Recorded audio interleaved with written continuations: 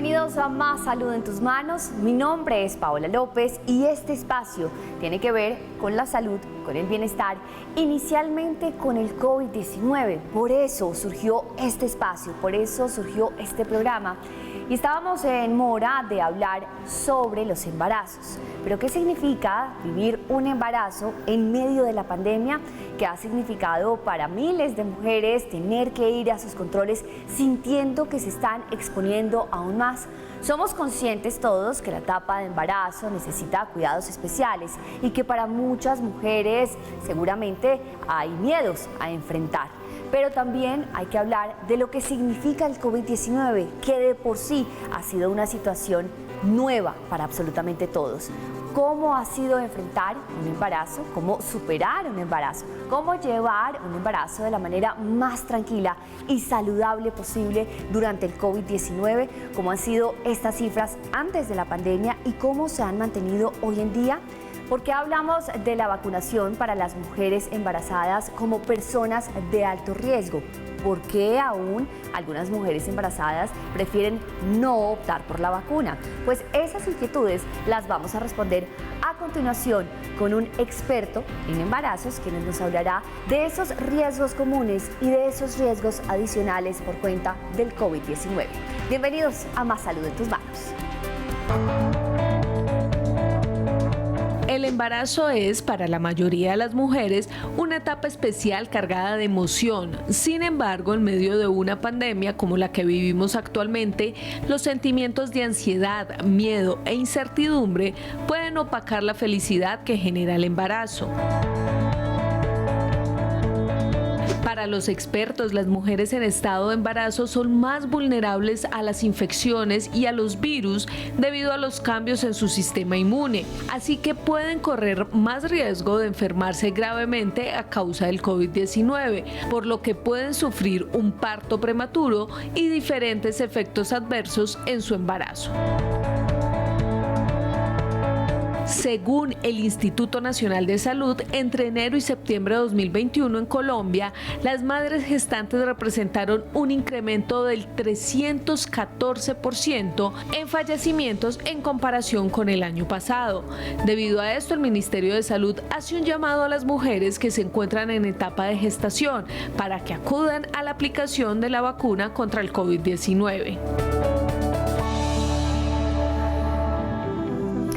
Entremos en materia porque quienes han sido madres pues sabrán que esta etapa es un proceso maravilloso, un proceso muy bonito, un proceso de crecimiento, pero también una situación que genera muchas inquietudes, seguramente muchos miedos y muchas preguntas sobre los riesgos. Hablamos del embarazo en cualquier momento, pero cuando hablamos del COVID-19, cuando hablamos de esas restricciones y de que esos cambios en el sistema inmunológico pueden afectar directamente a su hijo si usted se contagia de COVID-19, pues todavía los temores son mayores. Nuestro especialista invitado es el doctor Martín Rodríguez Ortegón. Él es médico especialista en obstetricia y ginecología, es jefe de la sección de obstetricia de la Fundación Santa Fe de Bogotá, además profesor de la Universidad Nacional y Universidad de los Andes. Estamos con el experto entonces en embarazos. Doctor, bienvenido y gracias por acompañarnos.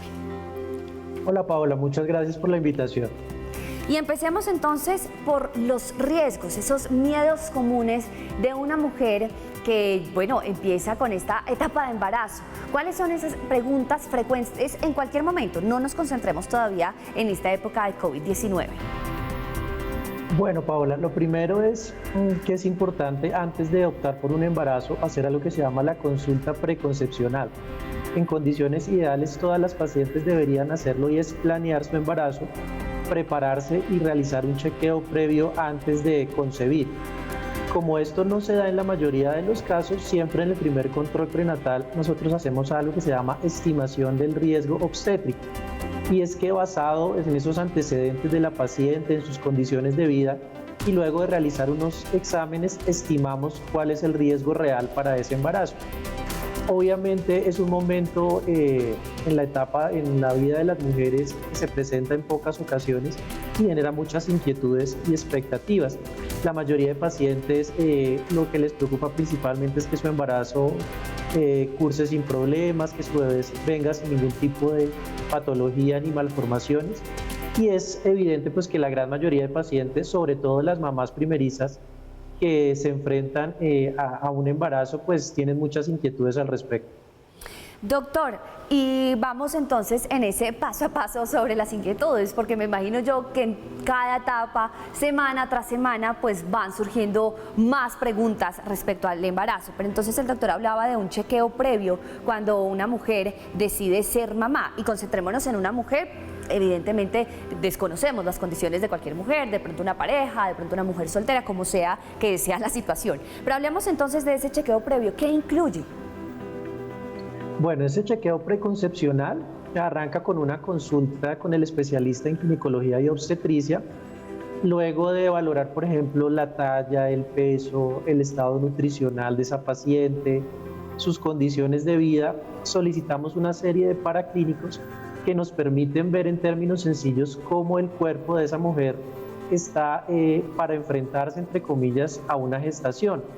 Entonces pedimos exámenes de sangre, de orina, de pronto un ultrasonido transvaginal para ver cómo está el útero, cómo están los ovarios, y una serie de exámenes muy importantes son los exámenes que llamamos del complejo Storch, que nos permiten ver si de pronto ya se ha estado expuesta a algún tipo de infección de los que pueda afectar el embarazo y producir malformaciones a los bebés, y si ya se tienen defensa.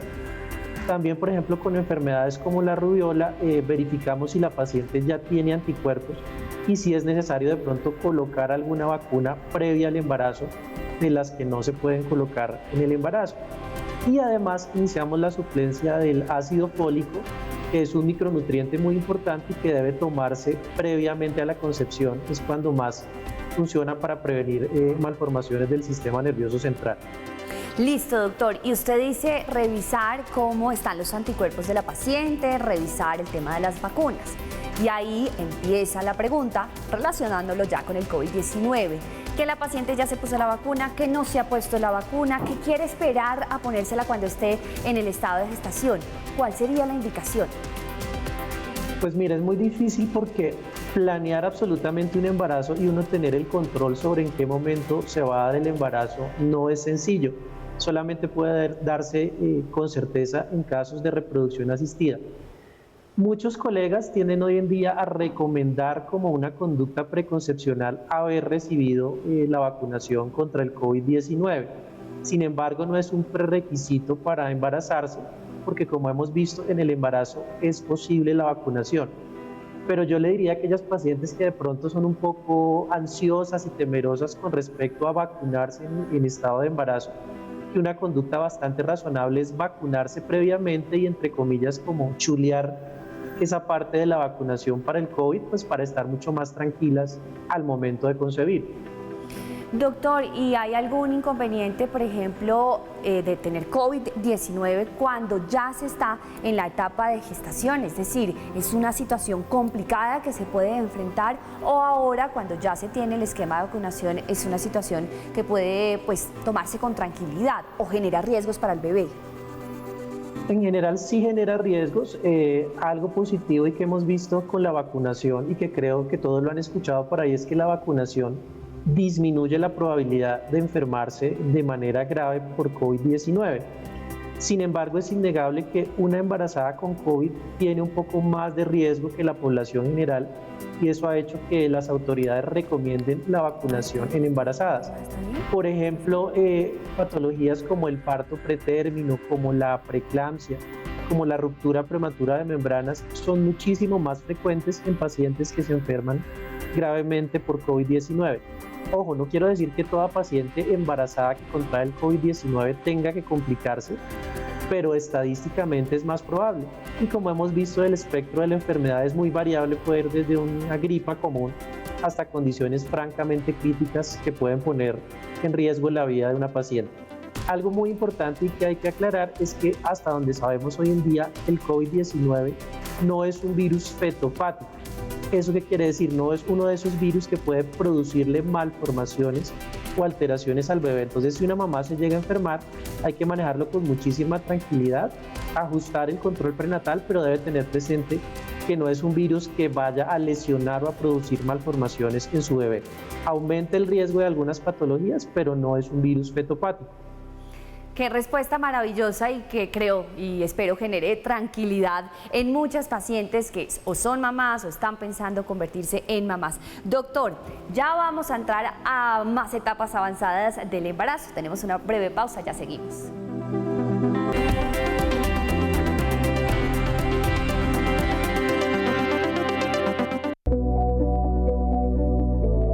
Extremar las medidas de protección tanto de las mujeres gestantes como de quienes conviven con ella es fundamental para llevar un embarazo sano en medio de la pandemia. Aquí les dejamos algunas recomendaciones. Continuar los controles prenatales es vital para lograr una buena salud materna, el desarrollo normal del feto y hacer el seguimiento óptimo tanto de la madre como del bebé. Aunque es importante que en medio de la pandemia se consulte al especialista para salir de casa a dichos controles. Ante signos como fiebre mayor de 38 grados, tos, dificultad para respirar, fatiga o vómito permanente, es esencial acudir a urgencias. Realizar actividad física de intensidad leve o moderada y estar en movimiento es necesario para mantener un buen estado físico y mental en el embarazo. La alimentación es indispensable para el buen desarrollo del bebé y mejorar el sistema inmunitario de la madre. De esta manera serán menos vulnerables al contagio del COVID. Y siempre la recomendación es que la consulta se debe hacer con un especialista. Y por eso la consulta en este momento la seguimos haciendo con nuestro invitado, el doctor Martín Rodríguez Ortegón, médico especialista en obstetricia y ginecología, jefe de la sección de obstetricia de la Fundación Santa Fe de Bogotá y profesor de la Universidad Nacional y de la Universidad de los Andes. Doctor, para ir abordando entonces el tema etapa tras etapa dentro del embarazo, organicémonos, creo yo, en trimestres y conocer el ABC de lo que una mujer en términos digamos que normales, en condiciones normales, presente el COVID-19, tiene que tener en cuenta. Primer trimestre, llega la paciente, doctor, qué felicidad, estamos contentos en la familia, una bendición llegó a nuestro hogar. ¿Qué se le dice? ¿Qué hay que hacer? Bueno, lo primero es dar todas las recomendaciones de cuidado del embarazo, hacer la revisión clínica y generar una serie de laboratorios que nos ayudan a estimar si hay infecciones. También además ver en la edad gestacional, realizar un ultrasonido que nos permite ver si el tiempo de retraso menstrual coincide con la edad real del embarazo y se genera una serie de interconsultas con otras especialidades y con otras disciplinas como con nutrición y dietética, con psicología, con odontología, con el fin de hacer un control integral y multidisciplinario. Eso en el primer trimestre. Y otro paraclínico muy importante es lo que llamamos el tamizaje prenatal, que consiste en realizar un ultrasonido y unos exámenes que nos permiten ver ese bebé en qué condiciones viene desde el punto de vista genético y si hay algunos riesgos. Eso en el primer trimestre. Doctor, las mujeres hemos escuchado que los más grandes riesgos se presentan en ese primer trimestre. Incluso algunas familias dicen, si una mujer está embarazada, mejor no cuente. Cuando supere y cuando llegue al cuarto mes, eso mejor ahí ya cuenta que ya el niño viene bien. ¿Eso es cierto? Es relativamente cierto, Paola, porque estadísticamente la probabilidad de una pérdida gestacional es mucho más alta en ese primer trimestre. Si ya llegamos a las 12, 13, 14 semanas, la probabilidad de un aborto espontáneo disminuye sustancialmente. Pues por esa razón hay como esa creencia popular que es mejor socializar el embarazo cuando ya estemos pisando ese terreno un poquito más firme. Yo te diría que aproximadamente de 10 embarazos, alrededor de 3 o 4 pueden terminar en un aborto espontáneo, que no es una cantidad nada despreciable, claro. Y creo que en eso se fundamenta esa creencia popular. Y a propósito, bueno, de creencias populares, cuando una mujer dice estoy embarazada, empiezan los consejos, ¿no? Desde el momento cero prácticamente, y empiezan a decir, por ejemplo, ay, eso tome colágeno, tiene que empezar a tomar biotina, tiene que empezar a comer frutica, panela para la leche, cuando le toque dar leche. ¿Eso qué tan cierto es? Lo más importante es tener una buena nutrición, una nutrición balanceada. Desde el punto de vista de la evidencia científica, lo que se recomienda es simplemente suplementar, aumentar la cantidad de ácido fólico, que como mencionábamos hace un rato disminuye la probabilidad de malformaciones del sistema nervioso central. También recomendamos aumentar el aporte de calcio, que lo suplementamos con tabletas de calcio porque aumentan los requerimientos. Y en pacientes con riesgo de anemia, suplementar hierro, sulfato ferroso. El otro tipo de suplementos como la biotina, como el colágeno, realmente a la fecha de hoy no tienen un soporte científico. Yo considero particularmente que hay que hablarlo con cada paciente, entender cuál es la razón por la cual esa persona quiere suplementarse y verificar ampliamente pues que no va a consumir ningún producto que esté contraindicado en la gestación. Perfecto, doctor. Llega entonces la paciente, ella no sabe, ya va en su semana número 12. Doctor, me enteré que estoy embarazada, ahora estoy ya en este segundo trimestre, ¿qué debo hacer? Bueno, en ese segundo trimestre es clave hacer algo que se llama la ecografía de detalle anatómico. La ecografía de detalle anatómico, como su nombre lo dice, es un ultrasonido muy completo en el cual evaluamos toda la morfología del bebé. Contamos los deditos, miramos cómo está el corazón estructuralmente, que todos sus órganos estén completos. Y además empezamos los esquemas de vacunación y solicitamos otra serie de paraclínicos. Uno de los más importantes de ese segundo trimestre se llama la prueba de tolerancia oral a la glucosa, que consiste en dar una carga de glucosa y tomar sangre en ayunas luego de la carga a la hora y a las 2 horas. Y nos permite ver cómo el cuerpo de esa mujer embarazada está metabolizando los carbohidratos. Y se repiten algunos de los otros paraclínicos que habíamos solicitado en el primer trimestre, siguiendo las recomendaciones de nuestra Guía Nacional de Control Prenatal. Doctor, y paralelo a este avance del embarazo, ¿esta mujer puede o no puede hacer ejercicio? ¿Puede o no puede trotar? ¿Debería o no debería ir a trabajar? Digamos que estar de pie en jornadas extensas. ¿Cuáles son esas recomendaciones que sí o no se deben hacer en la rutina habitual? Bueno, lo primero que debemos decir es que en condiciones normales un embarazo implica que una mujer está saludable, no es algo patológico. Es evidente que cada cuerpo femenino, entre comillas, tolera diferente el embarazo y hay personas muy sintomáticas con el embarazo y hay otras mujeres que están muy tranquilas todo el tiempo. En un embarazo normal de bajo riesgo sí se recomienda la actividad física moderada con regularidad, porque ese acondicionamiento físico nos permite tolerar mejor los cambios que le produce el embarazo al cuerpo, como el aumento de peso, el cambio en el polígono de sustentación, la mayor demanda calórica y energética. Entonces sí es recomendable hacer ejercicio físico. El ejercicio va a depender mucho de tu acondicionamiento preconcepcional. Evidentemente una atleta de alto rendimiento que está acondicionada para hacer ejercicio de impacto, pues puede seguir haciéndolo con moderación, versus la persona que es muy sedentaria y quiere empezar a hacerlo en el embarazo. Entonces hay que arrancar a diferente ritmo de acuerdo al nivel previo que uno tenga.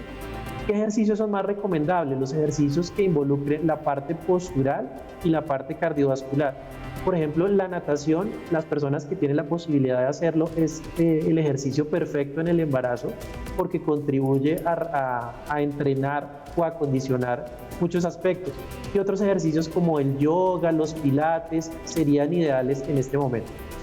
Perfecto, doctor. Ya vamos a entrar al último trimestre del embarazo, pero esto va a ser después de la pausa, porque también hay que hablar de otras situaciones que se pueden presentar y qué tan normales son o cuándo hay que prestar más atención si son anormales las náuseas, los antojos. Eso después de la pausa.